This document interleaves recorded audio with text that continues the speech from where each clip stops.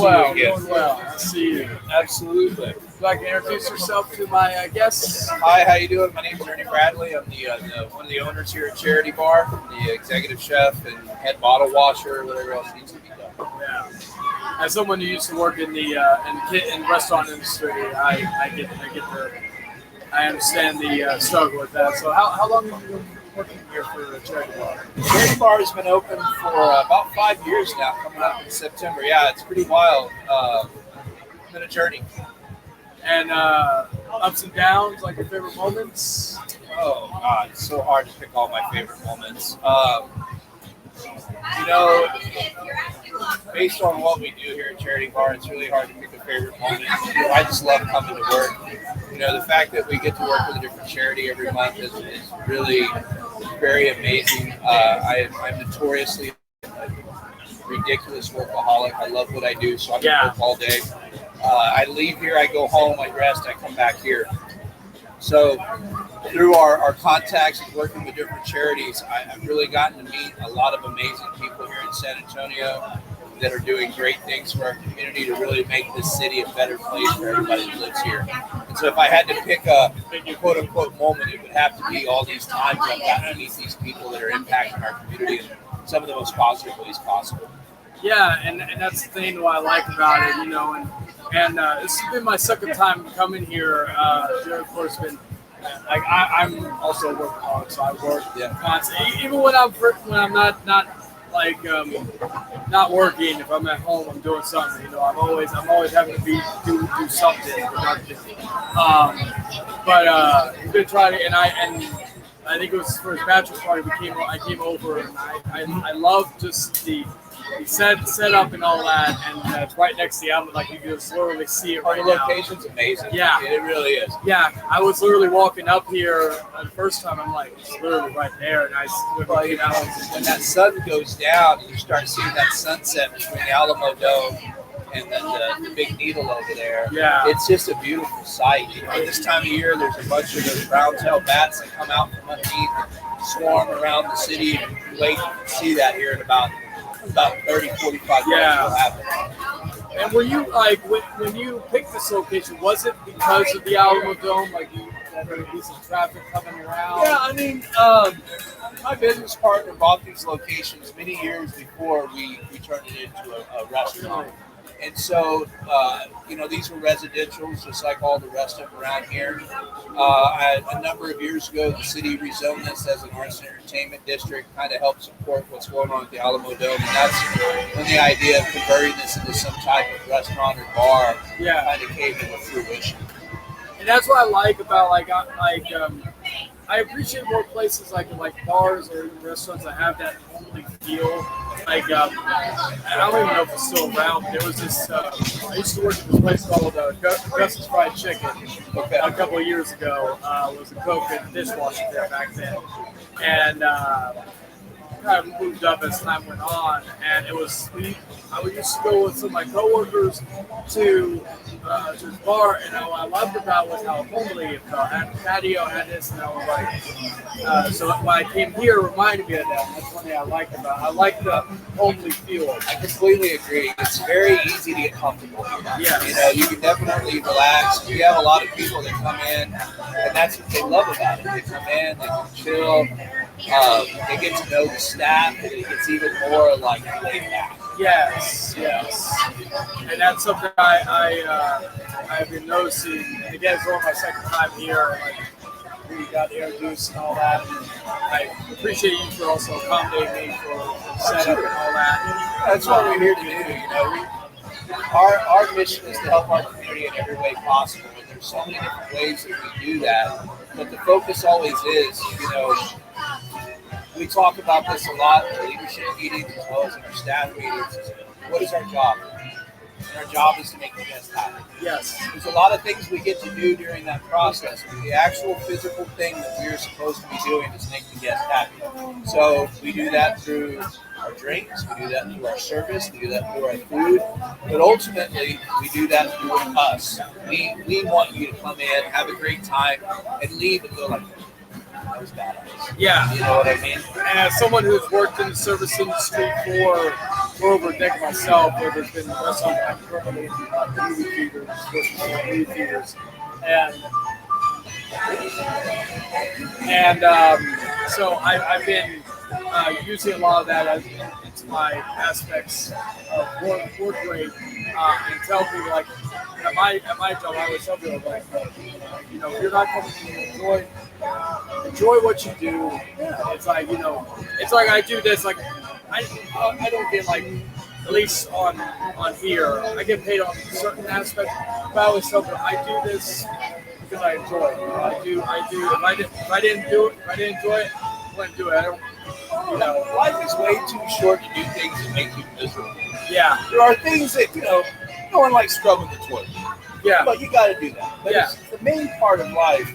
And we talk about this. Everybody that works here at some point is going to move on to something else. Yeah. So if you ever find yourself unhappy with the place, go find another thing. Yeah. We enjoyed the time we got to spend with you while you were here, and part of growth is moving forward, right? Yes. When I was working in the restaurant industry, because I worked there for almost like I've been working services for I've been working restaurants for almost that entire time. And I've been unhappy for a while, just because like sometimes like it's a very taxing job. Yeah, it is. And so like, but unfortunately it was kind of like you had that. I had that signal where I'm like, okay, this is basically what I know, what I've worked in, and all that. So it was kind of hard to find. And when I left my last job, I literally told myself, I'm going to go do something I've been wanting to do. Something else. Yeah, I'm like, and I'm like, I'm not going to stop until I get to that point. I'm like, as long as I'm able to keep everything good financially, I'm going to go for it. And I did, but I always, I never look back and like frown upon or look down at like working. I always respect because I've made a lot of good friends. And I've made a lot of good people that they've always told me you always have a home in my kitchen wherever I'm at. So I always have that that work like not only personal relationship with people but the work relationship that hey, this guy could work and all that. That's one thing I'm thankful for of all those times I spent there. It led me to where I am now. No, and that's what it's all about. I mean, the journey from point A to point B and from point B to point C and from point C to point D is going to have a lot of changes. Yeah. And if you're not growing and changing things, you're wasting time, in my opinion. Yeah. I've been in the restaurant industry exclusively my entire life. It's the only thing I've ever done. 33 years in it. But I have done different jobs all over the place. Yeah. I cooked, I bartended, I served, I sobbed for a little while. I've been the manager, I've been the GM, I've been the area manager, I've been the director of operations. So I've done all the different facets of it. And one of the things that has always kept it fresh for me is that there's always so much information to learn. There's always so many things. And it's one of those things where the more you learn, the more you figure out you don't know. So there's like you open a book and it opens up 10 more books that you got to read. And that enthralls me. It's so exciting. When I was in the I started as a busser, dishwasher. And I remember for a while, I felt content there. And then after a while, it was kind of like, I was like, I want to learn more. So I would ask my kitchen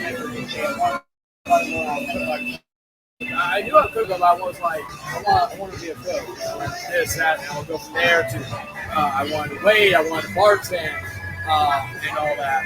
And I've been a natural, like even at the movie theaters, I'm bartending there from time to time.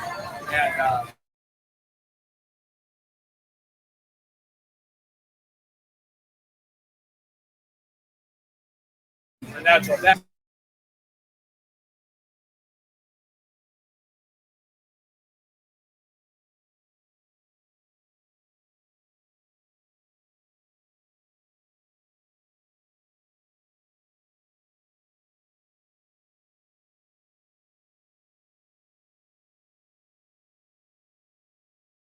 And you can find it really easily in the restaurant. Yes. And if you're good at that, the money follows you very quickly. Yeah. And there's a lot of money that can be made. you know. But you got to be good at it. You can't be one of those people that's like, oh, you know, blah, blah, blah, just always kind of unhappy. You're never going to make any money doing it. I don't care what your job is. If you're unhappy at it, you're not going to make money at that. Oh, yeah. You cannot. I've always been, and I've told my people this, I've said, when you have an issue, whatever's going on in your personal life, I always am a believer. Leave that door when you walk in, you know, and, you know, if you need a moment, if you need a moment to maybe have to talk with someone, like maybe someone say, hey, can I talk to you for a second? I'm always down with that. I'm like, hey, just make sure, because that's another thing. I want to make sure, like we talked about earlier, make sure guests are happy and satisfied. Make sure our people that work for us are safe. Exactly. Because one of those things is not working, the ship cracks and it's going to be sinking after a while because we don't have that tight ship. So yeah, like so I'll ask you something. So what are things that you like to do outside of work? Like things that like lots of things. I'm a pretty avid reader. I read a lot. Favorite author? Oh God, it's so hard. I like Terry Pritchard quite a bit. Stephen King, also a huge fan of Stephen King. King and Poe are like some of my favorites. Absolutely. You know, right now I'm reading a lot of managerial books. A gentleman by the name of Kid Blanchard writes a lot that I really enjoy. I read a lot of cookbooks and food books. Diane Kennedy is one of my all-time favorite cookbook authors. She writes a lot about interior Mexican food. It's so hard to pick a favorite because there's so many that yeah. Hey, That's like for me when someone asks my favorite movie or favorite horror movie, I'm like, I'll list some, but like they kind of go from back what genre? Right? Yeah. From what genre? Because even genre, sometimes I'll be like, it'll like these may be the main three that they'll never leave, but they're gonna switch. They're gonna switch with different things. You say you like to read, so what else you like? Something that interests you? Other things that interest me. I mean, what else do I do outside of work? I mean, I'm big. We do a lot of traveling. I spend a lot of time in the Yucatan Peninsula in Mexico. We do a lot of scuba diving, snorkeling, stuff like that. Very outdoors. Like I go to the river, I go to the lake quite a bit. Yeah. And that really occupies a lot of my time. I don't. My hobbies are getting out and doing things. Yeah. It's different, so it's hard for me to be like, oh, well, I'm an avid skier. Well, I do ski, but I also do all this other stuff. It's like when I tell people, I'm like, I game, but then I'll go hiking. Like one of these days I want to go back to. I don't know if you ever been to the Enchanted Rock. Oh yeah, absolutely. Yeah, I said I don't know if you ever seen Mission Impossible 2, but I said I was close. I felt like Tom Cruise, and that's he's kind of the rock. Enchanted Rock is beautiful. Yeah, another really cool one if you like that style of things. There's a place in Colorado called Garden of the Gods. Really? And it's a little bit south Colorado Springs, like you're heading towards Pueblo. And it's just this enormous rock outcropping. It's all over. It's gorgeous. It is so cool to go. Colorado's like one of the places I've always wanted to travel to, like that in like Maine, Greenwood area. Love to go to Maine. I've never been. Yeah, because again, fan of Stephen King. I love the settings of some of the, and I just like the food. Yeah. It'd be so cool to see that. And then of course, like New Orleans would be another one. We love New Orleans. We go there about once a year. Yeah, New Orleans is awesome, man. It's a great food city, a great city to have a good cocktail and be entertained. There's a lot of really cool bars there. And Bourbon Street ain't that bad either. Yeah. You know what I mean? Lots of fun stuff to do. Yeah, the Texas, like any cities outside, like of course San Antonio, love Austin. Austin's fun. Austin, like I remember this was like I was like probably 18, 19. They asked me, I was doing like tip service at the time, and so they were asking me, "Hey, we got a job for you. It's in Austin." I told him, I said, I can pick up shit off the floor. I don't care. Just take me to Austin. My buddies and I, we were like, hey, let's get a hotel. We'll go get our money the next day. Let's just go spend the night in Austin and just have some fun, and all that. So that was also somewhere I like to go periodically, just to go. It's a fun city. There's a lot of fun things to do there. You got the whole town lake area. Yes. Joker Park is a blast. And on top of all the greenbelt areas, you got Lake Travis. But there's plenty of things to do there. Same like with my favorite, some of my favorite towns, Junction and Kerrville. I used to, awesome. I used to live in for a short while in Mountain Home, which is like 30 miles from Junction, 30 miles from Kerrville. So like Junction, I go play frisbee golf and all that, and then Kerrville, we just go. You ever do the folk festival in Kerrville? No, I think I wasn't there at the time. Oh man, it is a blast. I have to go back because Kerrville's somewhere I go at least once a year. I like Kerrville quite a bit myself. It's a very fun city. Yeah, the folk festival. If you have never done it, definitely recommend going and checking it out. When's it usually go on? Oh, I want to say late spring, early summer, May, June time. Okay. It's been a few years. I got a daughter now, so we don't do as much of that type of stuff as we used to. Yeah. But I want to say late spring, April, May, June. Okay. I'll keep an eye on that. That's something I would like to do. It's a blast. It gives me an excuse to go there. Like I would say, that's like what I said about Austin. Anything gives me an excuse to go there. You know what I mean? Understood. But I believe that is it. Unless you have anything else. No, man, it's been a pleasure talking to you. Thank you so much for your time, sir. Thank you, sir. Let me know if I can do anything else for you, buddy. Yes, sir. Good day. So, guys, we are at in terms of the. Okay, so we have about an hour left of the show because, like I said, we're going to end it at the 2